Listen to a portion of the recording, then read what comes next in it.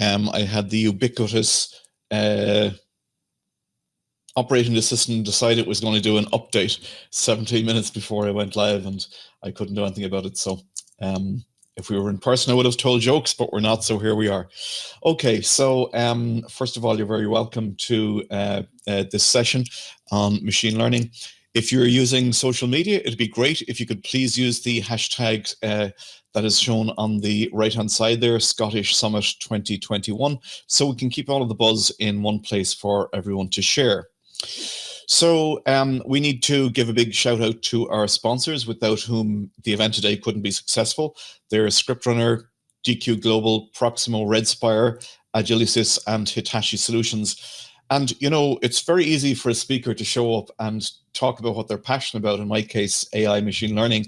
But we couldn't do it without the additional support of all of the organizers who volunteer and the folk who work behind the scenes to make the magic happen. So a big shout out to them as well. A little bit about myself before we get stuck in, because I'm told that's important. I'm an engineer and I'm a CTO at a company called DataWorks, where we do cool things with web data at scale. And I'm very lucky to be able to do that. I'm also a Microsoft MVP and regional director for my sins, of which there's many. And most importantly, I'm a lifelong learner, and I like to share knowledge wherever anybody will listen. And I think it's really important that we share what we do. So I would encourage all of you to do the same. It's what propels us all forward. We all have to stand on the shoulders of people before us. So please write, please blog, please tweet, please speak, and just share your knowledge, because teaching is the most wonderful thing that you can do. So our machine learning crash course today. There's a misguided conception that we all need to be rocket scientists to use machine learning in production.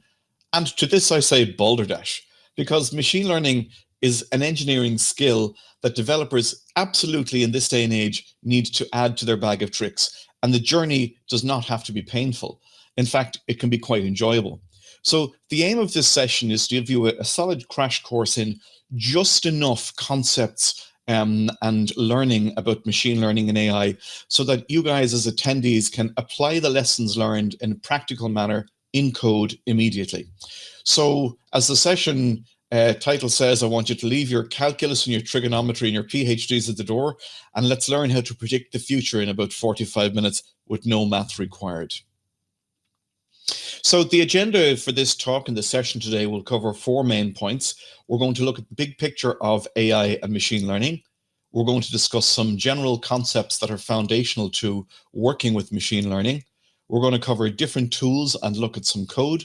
And finally, we'll see how we can identify projects that are good candidates for implementing machine learning solutions. We'll kick things off then by looking at the big picture as it applies to machine learning.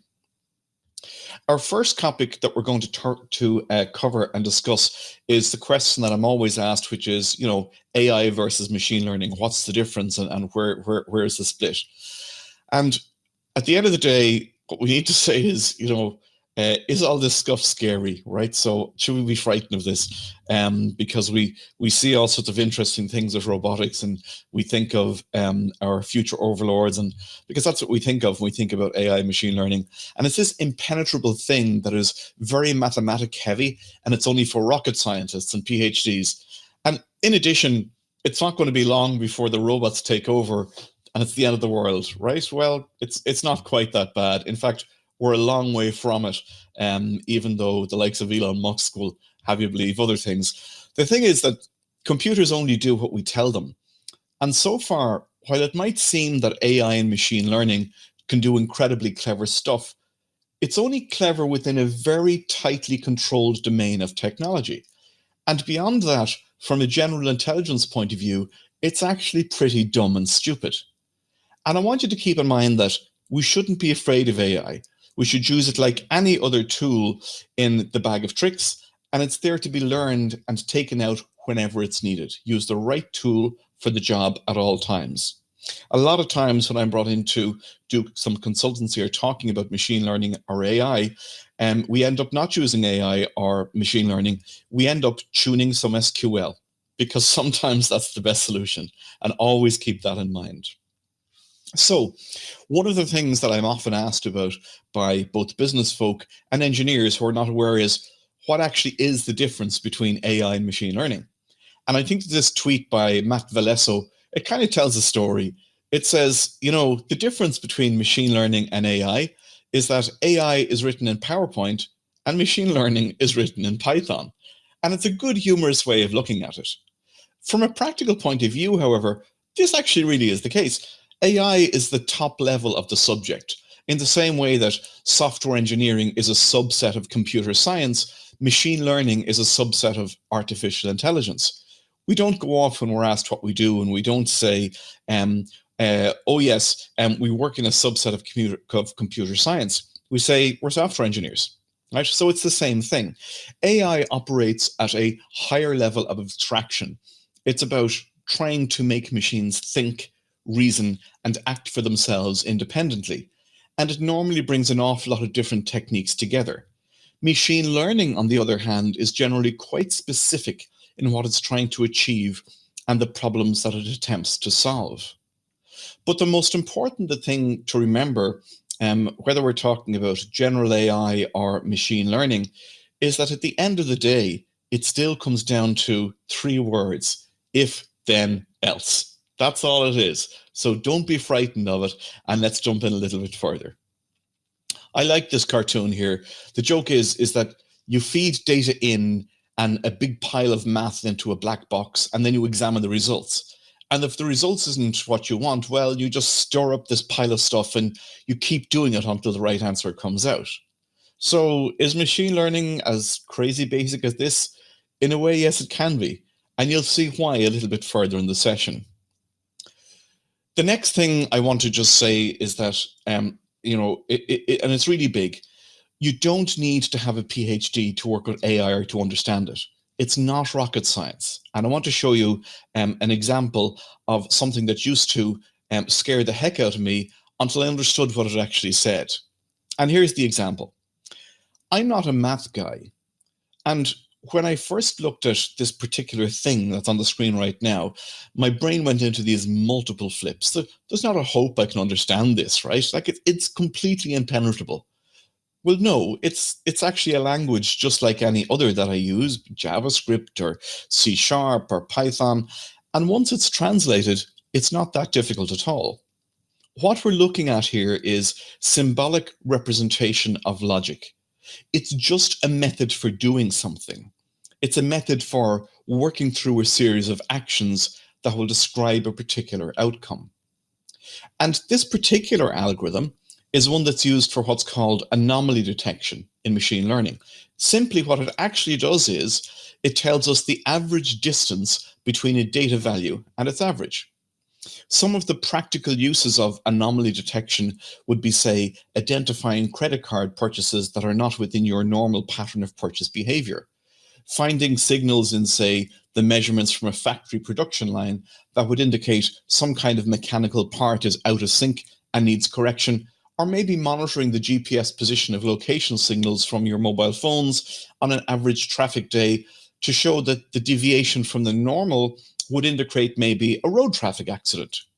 So these are 3 very simple examples of how this particular algorithm can be used. And it's very popular, and it's used in millions of different solutions, from banks to farms to hospitals all over the world every day, and you don't even notice it.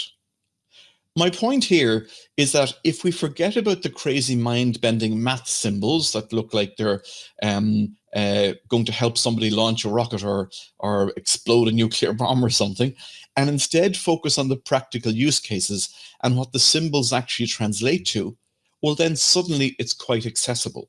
And it's really nothing more than a few simple back-of-the-napkin calculations. So let's break it down. When we translate this math algorithm into plain old language, we can understand it. We can all understand it, and it makes perfect sense. Let's walk through the steps now and see what's actually going on. The steps or the actions that the method tells us to do are to find the outlier or anomaly as follows. Number 1, we find the average value between our data points. And number 2, we identify the difference between each of those data values and the average that we've just worked out. We then take the absolute value of each of these differences, and finally, we find the average of each of these differences. So the output from this series of actions will allow us to identify what values from a set of data points are hanging around the edges of the original average. In other words, what are the outliers or what are the anomalies? So now that we break this down into a simple, series of steps and if then else, we can see what kinds of problems we can solve in AI and machine learning. So we'll move on now and look at some of the general concepts that we need to understand before we can actually write any machine learning code. The big secret, the really big secret of machine learning is that there's actually only 5 core questions that we can ask in machine learning. 5. This is really simple. It's rather like the way in REST-based CRUD. There's only 5 or 6 things we can do. The same as SQL. We can select, we can create, we can update, we can delete, right? So this is a similar thing in machine learning. And the reality of machine learning is that while sometimes we only use one algorithm to solve a problem, it's a combination of different methods that allow us to use the real power and promise of AI. So let's look at some of these different techniques and see what they mean in the context. So first of all, we have classification. This tells us if the data that we're examining is one thing or another thing. Are we, for example, looking at the picture of a cat or a dog, or does the email contain spam or not? And because this is an A or B question, we can say that this is a binary classifier. And this is very, very fundamental, and it's one of the cornerstones of machine learning. The next question we ask, number 2 of 5, and we looked at anomaly detection earlier on, and this asks the question of, is there something out of place? And this kind of question is asked all of the time, for example, as we saw in fraud detection and quality control. One of our sponsors actually is DQ, and they're into quality control, and you may be sure that they use anomaly detection algorithms to help them with that particular product. What we want to do here is we want to use what's out of place pattern to identify something strange in a set of data points. So if we look at the credit card statement showing that we purchased a coffee every morning for a price of, let's say, $2.99 in a local coffee shop in Manchester, would a purchase of, let's say, £2,500 3 minutes later at a location in Dubai look reasonable? And this is what is classed as weird, and this is how the anomaly could be detected. I'm just going to change up here on my screen for one quick second, just to make sure that I can see what's coming through and if there's any messages that I need to react to. So the next one that we're going to talk about here is regression algorithms. And a regression question looks at a set of data and helps us decide what the trajectory of values are. So given the time of year and the current temperature, which is right now cold, which is why I'm wearing an extra t-shirt, and the barometric pressure, what temperature will it be tomorrow? So regression looks at data from the past and then helps us to use this to predict into the future by attempting to automatically fill in the blanks of the values when in the future those values and those blanks are unknown. And that's what it is. So regression is probably one of the most common questions that folks start off with when they're getting involved in machine learning. And it's one of the easiest to understand from a black box point of view. It can seem like pure magic when an engineer presents a regression-based solution to the business folk. So it's always a good one to get started with. So clustering is the next one. And clustering is generally applied to data that we haven't seen before, unseen data, and we'll talk about this a little bit later. This is used when we want to try and identify patterns. So let us say, given a set of marks over a period of time in a school, can we group students together into individuals who are good at science subjects versus humanity versus something else? Clustering is normally one of the patterns we use when we're examining a piece of data the first time, and it helps us to see if there are patterns in the data that are not obvious when we scan a table of numbers. And it's also commonly used in combination with other patterns to offer a fuller solution to a problem. And we'll see some example of these a little bit later. Finally, there's the where next algorithm. This is an area where there's a huge amount of focus at the moment in the AI field, and it can be extremely useful for particular questions. This is very much mixed into the field of what's known as reinforcement learning. And that's right at the cutting edge of development. And it's something that can be very, very useful in many sectors of development and industries. And you should really keep your ears open when you hear this term mentioned, because there's some very big breakthroughs happening in this area at the moment. So reinforcement learning, it's not something you'll get stuck into in the early days of picking up machine learning, but it is going to make a huge difference in systems in years to come. So it's the big up and coming one. So we've looked at the 5 core patterns or questions that we can ask with data science and machine learning. And the most important thing to know at this point is that some of the most powerful machine learning solutions are generated by using a combination of one or more of these techniques. If you go to Kaggle, for example, the data science and machine learning hub, you'll see that the winning entries are frequently built using a collection of different algorithms that are all connected together in a particular way. It's called an ensemble. And what this tells us is that while some machine learning models are very powerful for particular problems, in the real world, problems are not as clean as we might think, or as people might like us to think, and frequently involve a level of complexity that requires us to package up multiple different patterns into an overall solution, in the same way that we're used to bringing together different code libraries to solve a problem in standard software development. And let us not get away from this. This is what we do in software development every single day. We solve problems by pulling together different libraries, different packages, different solutions, and we do exactly the same thing in machine learning. It is no different. It is just a new set of tools that we need to add to our toolkit. Finding the right combination of patterns, however, to use can take some time. And a very useful tool to use for this is the Microsoft ONeill tool, which you can look up, but we'll also talk about briefly later on. So machine learning, or ML, is all about pattern recognition in one form or another. In one sense, this is super easy. And on the other hand, it's actually incredibly difficult. What can seem easy to us humans to recognize as a pattern can be super involved. That's very American, isn't it? Super involved and different for an algorithm to handle. So let's look at some image pattern recognition. And pattern recognition doesn't just happen on images. It happens on numbers, it happens on words, it happens in sentences, it happens in signals of sound and audio and video. So let's look at some images now and see if we can illustrate both how simple and how difficult pattern recognition can be at the same time. These are funny examples, right? But they're also very real problems for a computer to overcome. And they really make you think about the problems faced by computer science in relation to pattern recognition and the approaches to solving it. Now, I always say, look, I'm not a scientist, I'm a computer engineer. I'm going to leave it to the scientists to sort out how to do stuff, and then I'll take care of implementing it. When I look at this next thing as a human, it's easy in my head. But then we've got to learn how to engineer it. So this picture shows muffins. Or if you look a little bit closer, are they small, cute Chihuahua dogs? So it's hard to tell, and it's easy to get confused ourselves as humans. So let's pity the poor computer. Let's look at another one.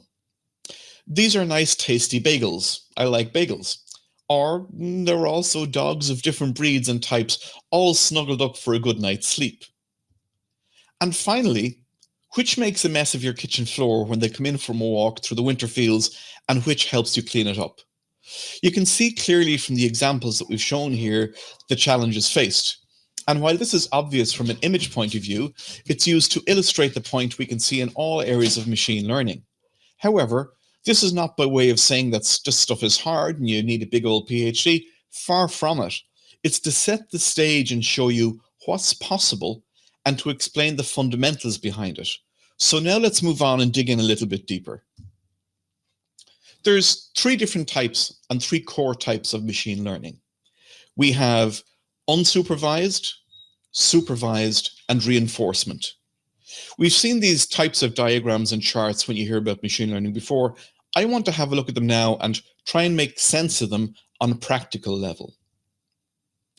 So the examples that we're looking at here and the pictures, we have some more examples coming up later.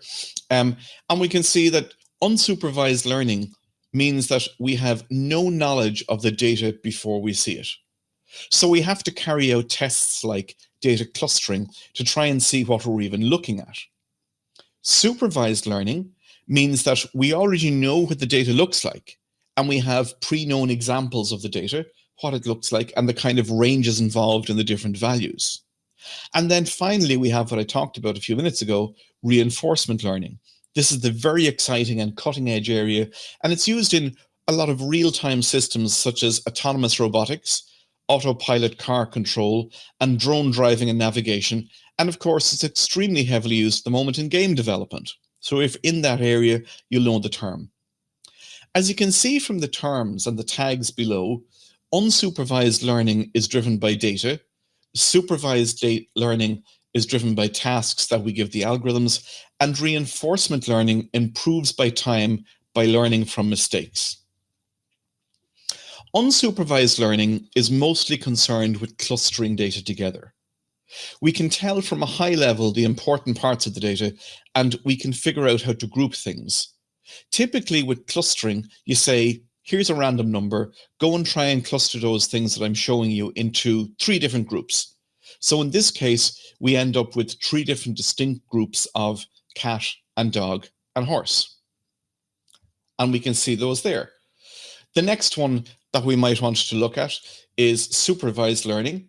And this is where we're going to give very specific labels to the computer for different groups of data. And we give those examples this important term, labels. In this particular case, we're going to predict the type of dwelling that a person lives in based on the amount of living space or the square footage in the accommodation. We're going to assign labels of apartment and country house to each of these, and the computer can then look underneath the hood, as it were, and it can seem and work out that the rule seems to be that any space under 200 feet or meters is an apartment, and over that is maybe a country house. So based on this knowledge, when it runs its algorithm, it can infer the type of dwelling for the other rows of data that we've given it. So you can see here on this lovely scatter plot that people like to show you when we're talking about regression, how that actually works. And now you know how this relates to the real world. Reinforcement learning is incredibly powerful. It's all about how we learn. And this is how children learn. And we're now applying that in every area, including IoT, robotics, finance, e-commerce. And I want you to think of it simply like playing a game. What we start off doing is we do something, and we then ask the question, is that correct? And if it is, yes, we get a reward. Is it incorrect? Well, then we lose a point. And we just simply repeat that. And the objective for the AI is always to get points and to keep moving forward and not moving backward. And if you think about a simple game of tic-tac-toe and how that might work, we say you keep playing until you get killed. And when you get killed, you lose a point. If you keep moving forward and you gain a square, well, then you gain a point. And the objective is to get to the higher point all the time. And it's been proven over and over again that given the right type of input, reinforcement learning is the best type of unsupervised led learning that can lead to tremendous insights. So there's 2 main concepts that we need to understand in both unsupervised and supervised machine learning. One is labels and the other is features. In our previous example, we looked at houses and apartments. And these were the labels, house and apartment. And we had a calculation that allowed us to decide which was a house and which was an apartment. The calculation was the living spaces less than 200 or the living spaces greater than 200.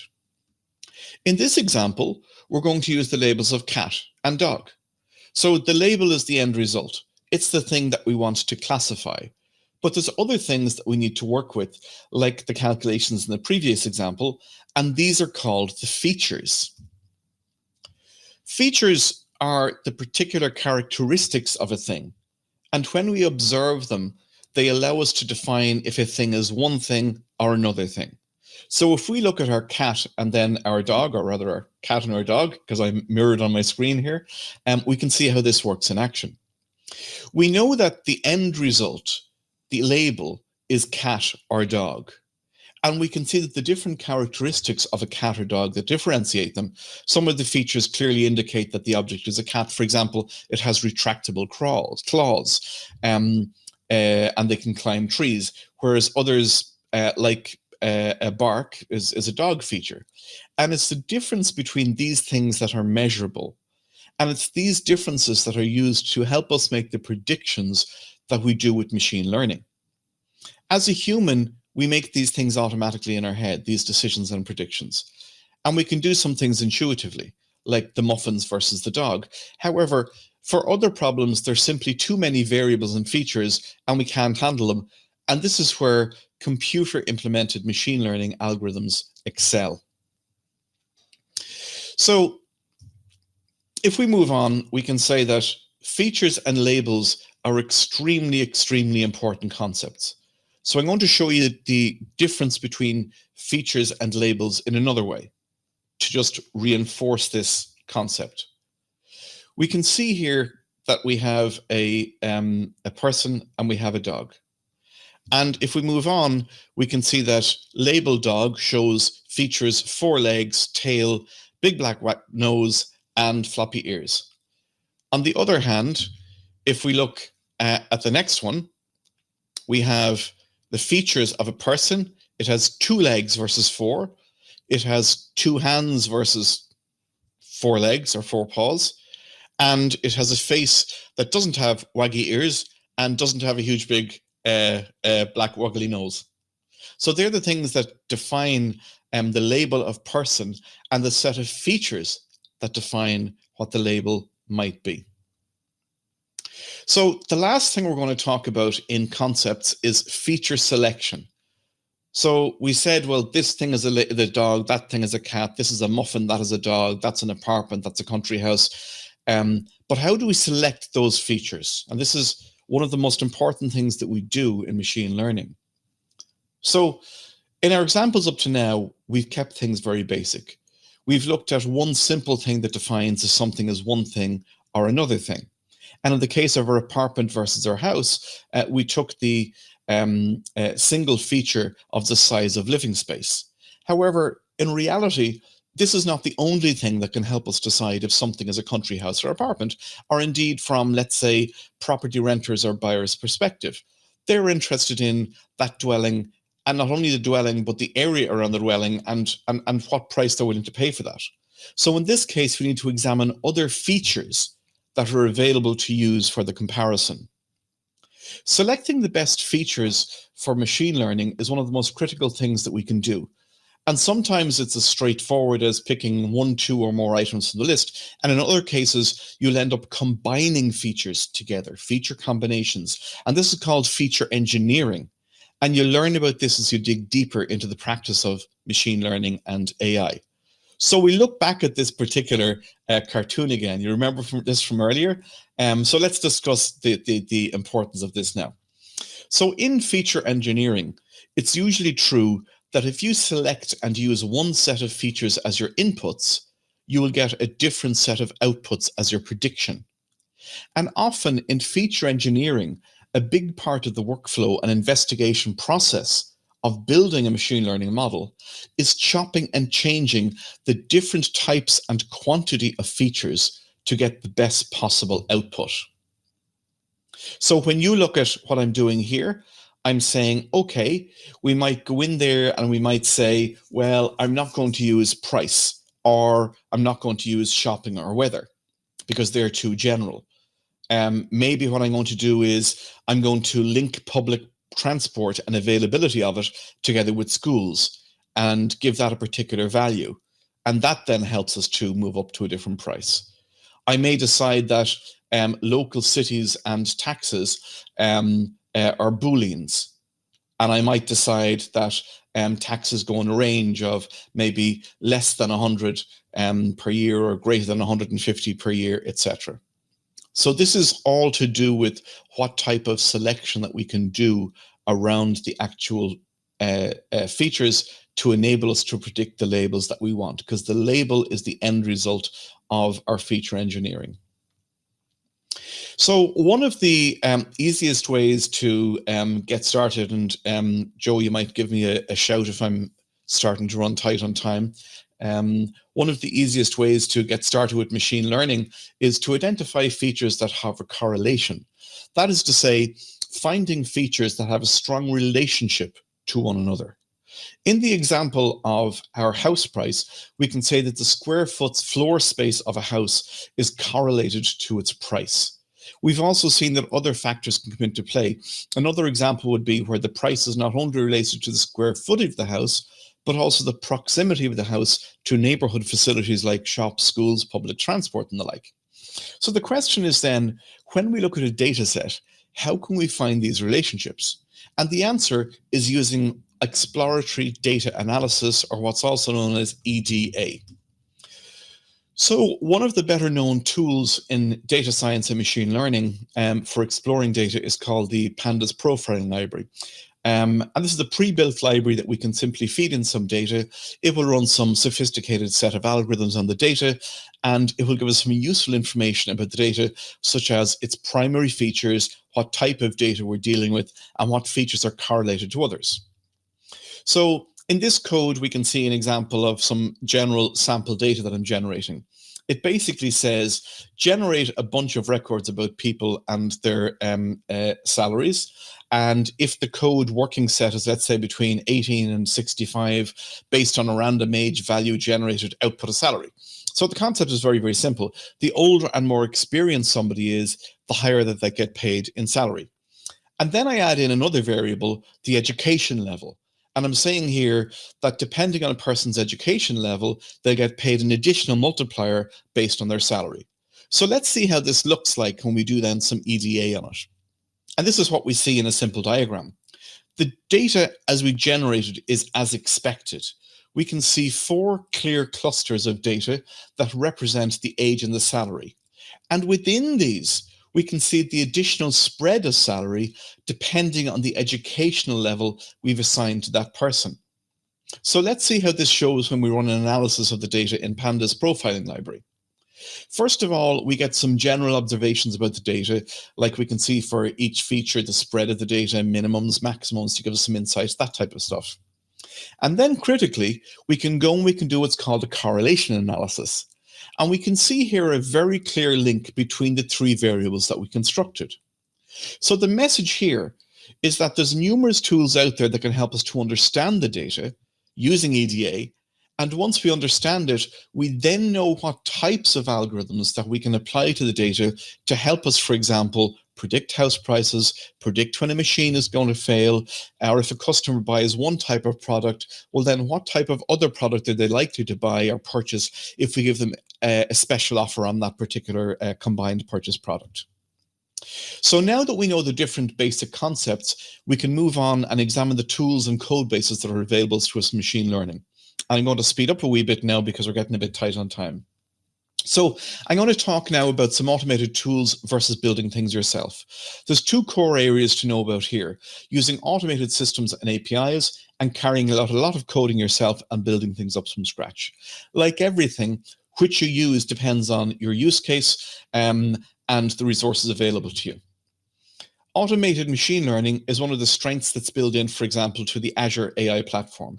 It covers vision, speech, language, knowledge, and search. And within each of these services, you can access ready-built solutions. For example, in vision, there is face recognition, emotion, whether somebody is happy, whether they're sad. There is video indexing, content moderation. I was talking to somebody recently, and they were asking for advice on a video platform that they had. And we came to the conclusion that we could easily and quickly use the low-hanging fruit of taking the video feed, putting it into the Azure speech recognition API, and having it spit out the speech, which we could then put into a PDF document. And after the session was over, it could automatically email out the transcript to the person who had viewed, and thus add value. So a classic example of using some machine learning that's low-hanging fruit. It's existing Azure pre-built audio recognition that would be able to help us move things on. So the benefit of using automated services is that they're really focused on specific but broad and useful problems. And it's very likely that you'll be able to use one of them to hook into your own code base and add value and solve solutions for your organization or your clients. These systems work well, they're easy to connect with, and they scale and operate automatically. You pay a little bit more, sure. That's absolute. But at the end of the day, you're building an API and there's a very easy entry point and learning curve for what can be very, very difficult problems if you try to go and solve them and build them yourself. There's different development tools that are out there. There's a mind-blowing array of different things.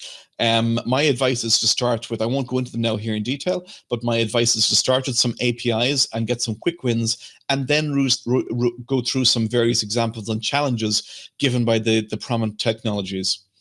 As I said earlier, you don't need to have a PhD to get involved in machine learning. I'm absolutely convinced if you can build a web page, you can implement a good, solid machine learning solution. Amongst engineers working in data science, AI, and ML, one of the most common languages to use is Python, but you don't have to use that. At the very basic, you need to have a good knowledge of, let's say, any language, be it JavaScript, C#, Python. And if you've got a good grasp of any language, you can easily get stuck into these. You'll find that the majority are going to be in Python or are now emerging into C#. A good understanding of database basics. And it's always good to get yourself a cloud account, because a lot of the technologies that you're going to access require, let's say, heavy GPU. And unless you're a gamer, you're not going to have a big packed out system. So tools and technologies, one of the ones to look at is ML.NET, which is a core Microsoft library that makes it very, very easy to have high-level access to the different tools that we just discussed. It's built from the ground up for .NET, has a lot of automatic features built in to abstract away a lot of the low-level pain from the ecosystem, bringing value that you can do to your business folk pretty easily. The last topic I'm going to talk about is some tools and technologies. We've already talked about languages and libraries, so we're going to focus on some of the bits that will make you productive in your machine learning adventure. One of the very first starting places that I know for ramping up your tooling is Microsoft Visual Studio Code. I use it every single day, albeit on my Linux machine, and it's an amazing tool, and it gets better with each and every release. And it's available for Windows, Apple, Mac, and Linux. And if you're using a Mac, you should be ashamed of yourself.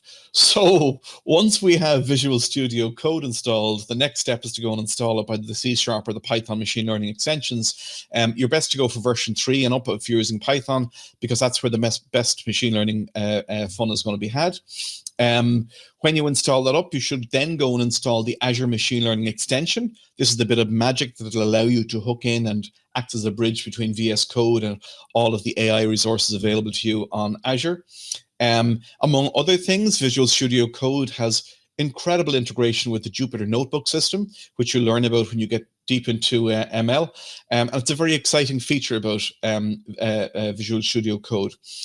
You also get a live connection into Azure, and you can run experiments and more directly on Azure using both the interactive workbench that they have, and you can do it directly yourself. So here's some simple code. We'll blast through this finally, and then I think we'll have one or two questions to answer. So if we look at this piece of Python code here, there's different steps that we always take when we're doing some machine learning. And this here is the basic regression that I talked about.